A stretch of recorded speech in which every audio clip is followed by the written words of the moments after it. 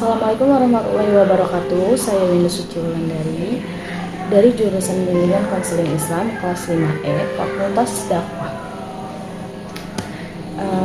Pada learning journal kali ini saya akan membahas tentang wawancara. Saya akan menjelaskan wawancara dulu. Apa itu wawancara? Menurut The Engine, dia mendefinisikan wawancara adalah percakapan secara face to face atau tatap muka, di mana salah satu pihak menggali informasi dari lawan bicaranya.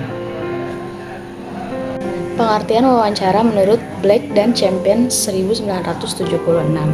Jadi, wawancara itu adalah suatu komunikasi secara verbal dengan tujuan mendapatkan informasi dari salah satu pihak. Jenis-jenis wawancara. Yang pertama adalah wawancara yang terstruktur. Wawancara berstruktur ini digunakan pada interviewer untuk mempersiapkan daftar pertanyaan terlebih dahulu sebelum diajukan kepada interview. Dan urutan pertanyaannya itu tidak dapat diubah. Yang kedua, ada wawancara semi terstruktur. Nah, dalam wawancara terstruktur ini adalah interviewer tetap mempersiapkan daftar pertanyaan yang akan diajukan kepada interview, tetapi urutan pengajuan pertanyaannya tersebut bersifat fleksibel, jadi bebas bergantung pada arah pembicaraan aja, jadi mengalir aja pembicaraannya. Yang ketiga, ada wawancara yang tidak terstruktur. Wawancara ini adalah digunakan ketika interviewer tidak menggunakan panduan apapun dan arah pembicaraan yang bersifat spontanitas atau secara langsung. Langkah-langkah dalam wawancara. Yang pertama itu ada pembukaan. Pembukaan biasanya mengenai tentang perkenalan diri, penjelasan tujuan oleh pewawancara yang diwawancarai, dan juga biasanya di pembukaan ini kita menceritakan tentang habit kita atau keseharian kita yang akan ditanyakan oleh interviewer atau pewawancara. Dan yang kedua ini ada proses itu pelaksanaan wawancara, di mana terjadi kegiatan tanya jawab antara pewawancara dan yang diwawancarai dengan tujuan pewawancara dapat memberikan dan menerima informasi selama pelaksanaan wawancara. Jadi tujuannya itu agar tidak ada miskomunikasi di antara pewawancara dan yang diwawancarai. Dan yang terakhir itu ada penutup. Biasanya wawancara yang ideal itu dilakukan jika pewawancara dapat menyimpulkan isi wawancaranya dan kemudian mengucapkan terima kasih kepada orang yang telah diwawancarai. Saya akan menjelaskan juga pengertian studi pustaka.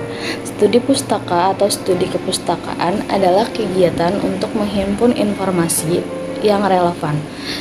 Bisa disimpulkan juga kita itu pengertian studi pustaka itu adalah alat untuk mengumpulkan informasi-informasi yang bersifat faktual atau bersifat nyata dari sumbernya dengan topik atau masalah yang menjadi objek penelitian atau topik cerita yang diusung dalam karya tulis dan ilmiah, misalnya novel.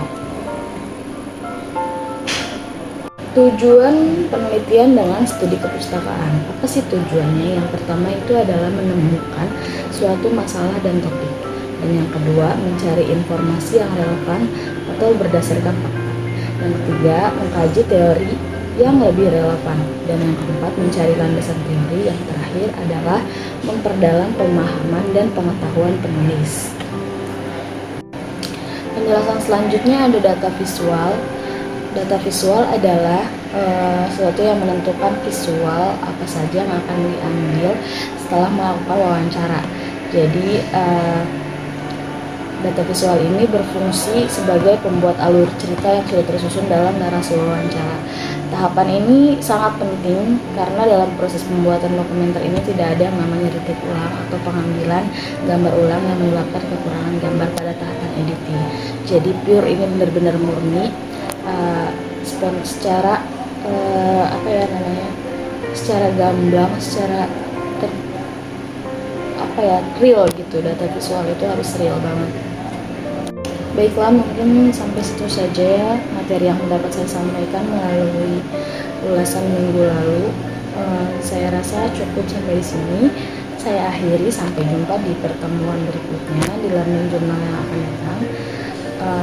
Mohon maaf bila ada kesalahan. Wassalamualaikum warahmatullahi wabarakatuh.